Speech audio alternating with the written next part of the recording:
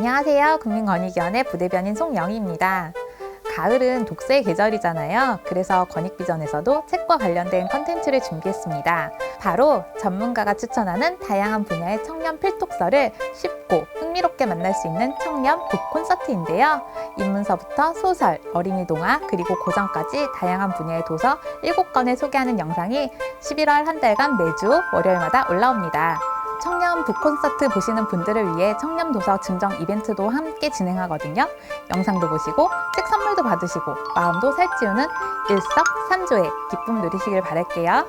유익한 콘텐츠로 가득한 권익비전 구독, 좋아요, 댓글까지 잊지 마시고요. 그럼 국민권익위원회의 한 주간 주요 소식을 전해드리는 위클리 권익 시작하겠습니다. 고고! 국민권익위원회가 코로나19 방역체계 개편에 대한 국민 의견을 들어봤는데요. 1차 백신 이상 접종자 1,902명 중 77%가 백신 패스를 찬성하는 것으로 나타났습니다.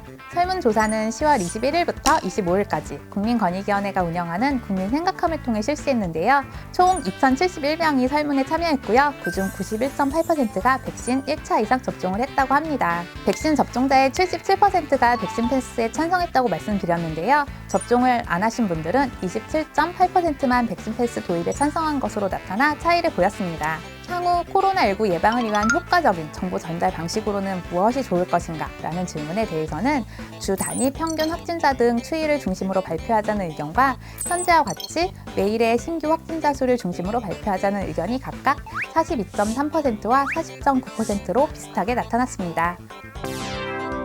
국유지에 주차장 등 수익사업을 하셨으니 변상금을 내시죠. 이 땅은 30년 전에 저희 지자체로 무상 귀속됐는데 무슨 말씀이세요? 행정문제로 심판관이 필요하신가요? 저희 국민권익위원회 소속 중앙행정심판위원회가 공정하게 판단해드리겠습니다. 한국자산관리공사는 광주광역시가 아무런 권한 없이 9,981제곱미터의 국유지에 주차장을 설치, 운영하는 등 수익사업을 했다며 1억 500만 원의 변상금을 부과했는데요. 광주광역시는 해당 국유지는 국토교통부 장관의 도시계획시설 결정에 따라 공원 부지로 사용하는 것으로 20년 전 완료된 사업에 대해 변상금을 부과하는 것은 억울하다며 국민권익위원회 소속 중앙행정심판위원회에 행정심판을 청구했습니다. 중앙행정심판위원회는 국가기록원에 30년 전 과거 자료를 확인한 결과 국토교통부 장관은 1987년경 해당 국유지를 포함해 도시계획시설을 결정했고 광주광역시장은 1989년 도시계획사업 실시 계획을 인가한 사실을 확인했습니다. 또한 관할 지방국토관리청과 광주광역시장은 2000년경 해당 국유지에 대한 무상귀속협의를 완료해 해당 국유지는 관련 법령에 따라 광주광역시에 무상귀속된 사실도 확인했는데요. 결론적으로 광주광역시는 정당하게 토지를 사용하고 있었던 것입니다. 변상금을 부과할 때는 과거 기록에 대한 확인 조사를 먼저 해야겠죠. 공정한 심판이 필요하실 때는 언제든지 국민권익위원회 중앙행정심판위원회를 찾아주세요. 국민권익위원회가 올해 상반기 공공재정지급금 환수 등 실태조사를 실시한 결과 중앙, 지방행정기관, 지방교육청에서 공공재정지급금을 부정 청구한 자에 대해 총 175억 원을 환수하고 29억 7천만 원의 제재부과금을 부과한 것으로 나타났습니다. 국민권익위원회는 공공재정 누수를 방지하기 위한 공공재정환수법 이행 실태를 확인하기 위해 중앙행정기관, 지방자치단체, 지방교육청 등 총 308개 기관을 대상으로 실태조사를 실시했는데요. 국민권익위원회 실태조사 결과 올해 상반기에 행정기관에서 이루어진 총 환수처분 금액은 175억 원, 제재부과금 부과 금액은 29억 7천만 원, 지급 중단 금액은 18억 2천만 원으로 나타났습니다. 부정수급 유형별 환수처분 금액은 허위 청구를 통해 청구 자격이 없는 자에게 지급된 금액이 64억 8천만 원으로 가장 많았고요. 과다 지급된 금액은 19억 3천만 원, 그 밖에 단순 오지급된 금액은 87억 2천만 원 등이었습니다. 법령별로는 청년고용법, 기초생활보장법 같은 사회복지 분야 법령에 따라 지급된 공공재정지급금의 환수 규모가 가장 큰 것으로 나타났습니다.